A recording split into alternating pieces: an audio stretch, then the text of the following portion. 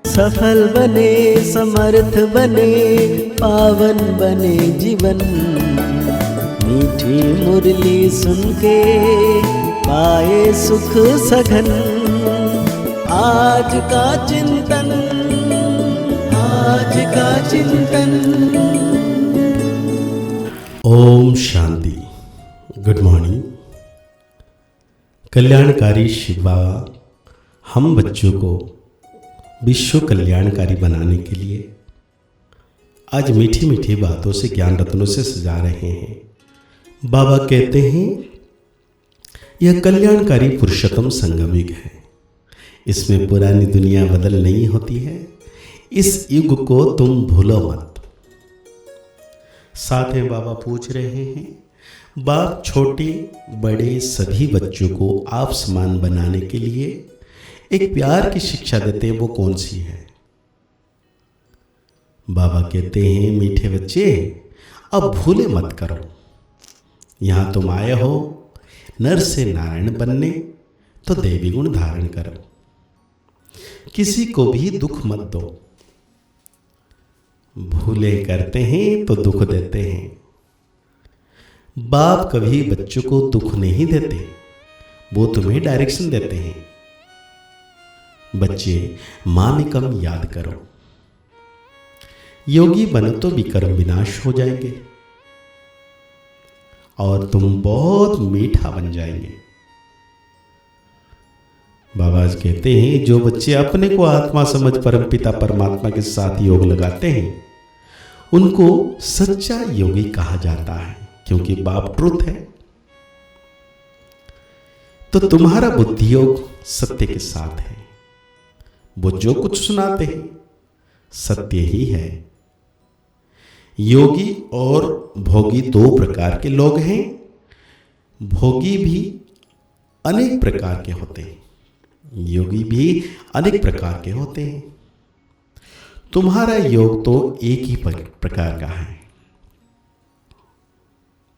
बाबा कहते हैं उन्हों का सन्यास अलग है, तुम्हारा सन्यासी ही अलग है।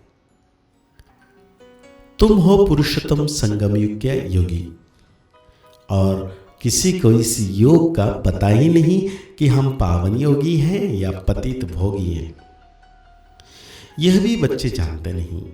बाबा तो सबको बच्चा बच्चा कहते हैं, क्योंकि आप जानते हो कि हम बेहद आत्माओं का पिता हूं, और तुम यह समझते हो कि हम आत्मा आपस में सब भाई भाई हैं।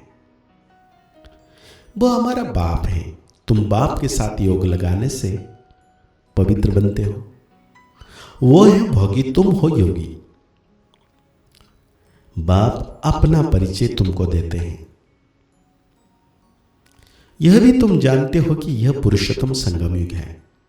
यह तुम्हारे बगैर कोई जानते नहीं। इसका नाम है पुरुषोत्तम संगम युग, इसलिए पुरुषोत्तम अक्षर को कभी नहीं भूलना। यह पुरुषोत्तम बनने का युग है। पुरुषोत्तम कहा जाता है ऊंच और पवित्र मनुष्य को। ऊंच और पवित्र यह लक्ष्मी नारायण थे। तुमको टाइम का भी पता पड़ा है। 5000 वर्ष के बाद यह दुनिया पुरानी होती है, फिर इसको नया बनाने के लिए बाप आते हैं। अब हम हैं संगम युगी ब्राह्मण कुल के। ऊंचे ते ऊंचे ब्रह्मा, परंतु ब्रह्मा को शरीरधारी दिखाते हैं। भक्त नई दुनिया में है देवी देवता धर्म। पुरानी दुनिया में सब मनुष्य ही मनुष्य है, और नई दुनिया में देवी देवताएं होते हैं। देवताएं पवित्र हैं। वहां रावण राज्य ही नहीं। बाप तुम बच्चों को रावण पर विजय प्राप्त कराते हैं। रावण पर विजय प्राप्त होते ही राम राज्य शुरू हो जाता है। राम राज्य नई दुनिया को और रावण राज्य पुरानी दुनिया को कहा जाता है। राम राज्य कैसे स्थापना होता है यह तो तुम बच्चों की सिवाय कोई जानते नहीं। रचयिता बाप बैठ तुम बच्चों को रचना का राज समझाते हैं। बाप है रचयिता, बीज रूप। बीज को कहा जाता है वृक्षपति। अब वो जड़ बीज है, उनको तो ऐसे नहीं समझेंगे। तुम जानते हो बीज से ही सारा झाड़ निकलता है। सारे विश्व का कितना बड़ा झाड़ है, वो है जड़, यह है चैतन्य, सत्य चित्त आनंद स्वरूप। मनुष्य सृष्टि का बीज रूप बाप है, उससे कितना बड़ा झाड़ निकलता है। सतयुग में सभी पवित्र सुख शांति में रहते हैं। सब मन कामनाएं 21 जन्म के लिए पूरी हो जाती है। सतयुग में कोई कामना नहीं, अनाज आदि सब कुछ अथाह मिल जाता है। यह बॉम्बे पहले नहीं थी। देवताएं खारे सागर के किनारे जमीन पर नहीं रहते, मीठी नदियां होती थी। वहां देवताएं थे, मनुष्य थोड़े थे। एक एक को बहुत जमीन होती है। सतयुग में है ही वाइसलेस वर्ल्ड। तुम योग बल से विश्व की राजाई लेते हो, उसको ही राम राज्य कहा जाता है। पहले पहले नया झाड़ बहुत छोटा होता है। पहले थूर में एक धर्म था, फिर फाउंडेशन से 3 ट्यूब निकलती है। एक जैसे फाउंडेशन है देवी देवता धर्म का। थूर से टालटलियां छोटी छोटी निकलती है। अब तो इस झाड़ का थूर ही नहीं है, और कोई ऐसा झाड़ होता ही नहीं है। इनका मिसाल भी बड़ के झाड़ से एक्यूरेट है। बड़ का झाड़ सारा खड़ा है, लेकिन थोड़ी है ही नहीं, सूखता भी नहीं। सारा झाड़ हरा भरा खड़ा है। बाकी देवी देवता और धर्म का फाउंडेशन है नहीं, थोर तो है ही है ना। बाबा कहते हैं राम राज्य अथवा देवी देवता धर्म भी थोर में ही आ जाता है। बाप कहते हैं हम 3 धर्म स्थापना करते हैं। यह सब बातें तुम संगमिकी ब्राह्मण ही समझते हैं। तुम ब्राह्मणों का है छोटा सा कुल, छोटे से छोटे मठ पंथ निकलते हैं ना।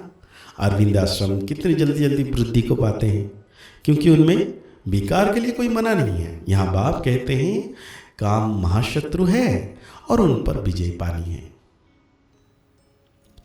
तुम बच्चे जानते हो पहले पहले यह भारत बहुत भरपूर खंड था।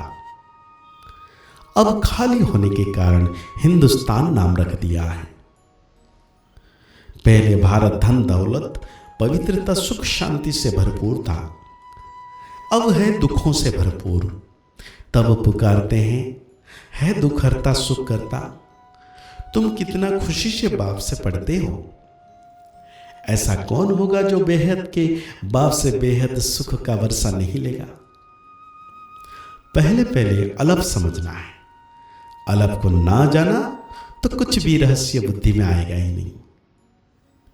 तो बेहद का बाप जो बेहद का वर्षा देते हैं, जब यह निश्चय बैठे तब आगे बढ़े। बच्चों को बाप से कुछ भी प्रश्न पूछने की दरकार नहीं है। बाप पतित पावन है, उनको ही तुम याद करते हो। तुम उनकी याद से ही पावन बनेंगे। मुझे बुलाया इसीलिए। जीवन मुक्ति है 20 सेकंड की, फिर भी याद की यात्रा समय ले लेती है। मुख्य याद यात्रा में विघ्न पड़ते हैं। तो बाबा कहते हैं मामिकम याद करो तो विकर्म विनाश हो जाएंगे, बहुत मीठा बन जाएंगे। ऐसा मीठा बनना है, देवी गुण धारण करने हैं, पवित्र बनो। यहां अपवित्रता के आने से हुक्म नहीं है, कभी कभी आने देते हैं। वो भी अभी जब बहुत वृद्धि हो जाएगी तो कह देंगे यह tower of purity, tower of silence. ऊंचे से ऊंचे है ना। अपने को आत्मा समझ बाप को याद करना, यह है हाईएस्ट पावर। यहां बहुत साइलेंस रहती है। आधा कल्प कोई झगड़ा आदि नहीं होता है। यहां कितना झगड़ा आदि होता है, शांति हो ना सके। शांति का धाम है मूल वतन। तो आज बाबा हम बच्चों को धारणा के लिए कहते हैं पवित्र बनने में महावीर बनना है।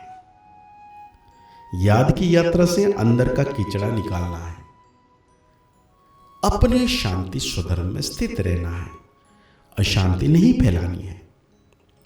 बाप जो राइट बात सुनाते हैं वही सुननी है। Hear no evil, talk no evil, do no evil, see no evil. रंग बातें मत सुनो, सभी को सुजाग करो। पुरुषोत्तम युग में पुरुषोत्तम बनो और बनाओ। आज बाबा वरदान दे रहे हैं, आत्मिक शक्ति के आधार पर तन की शक्ति का अनुभव करने वाले सदा स्वस्थ भवो। इस अलौकिक जीवन में आत्मा और प्रकृति दोनों की तंदुरुस्ती आवश्यकता है। जब आत्मा स्वस्थ है तो तन का हिसाब किताब, तन का रोग सूली से कांटा बनने के कारण, स्वस्थिति के कारण स्वस्थ अनुभव करते हैं। उनके मुख पर, चेहरे पर बीमारी के, कष्ट के चिन्ह नहीं रहते। कर्म भोग के वर्णन के बदले कर्म योग की स्थिति का वर्णन करते हैं। वे परिवर्तन की शक्ति से कष्ट को संतुष्टता में परिवर्तन कर संतुष्ट रहते और संतुष्टता की लहरें फैलाते हैं। तो आज बाबा हम बच्चे को स्लोगन दे रहे हैं, दिल से तन से आपसे प्यार से सेवा करो तो सफलता निश्चित मिलेगी। तो आज के मुरली के अनुसार हम सो मान लेंगे, मैं सदा स्वस्थ आत्मा हूं। मुरली को और गहरी रीति से चिंतन करते हुए निरंतर मीठे बाबा की याद रहना है कि बाबा हमेशा मेरे साथ है, मेरे मस्तक के ऊपर छत्र छाया के रूप में है। मुस्कुराते रहिए, आगे बढ़ते रहिए, पुरुषार्थ करते रहिए, खुश रहें, स्वस्थ रहें, मस्त रहें। ओम शांति, ओम शांति, ओम शांति।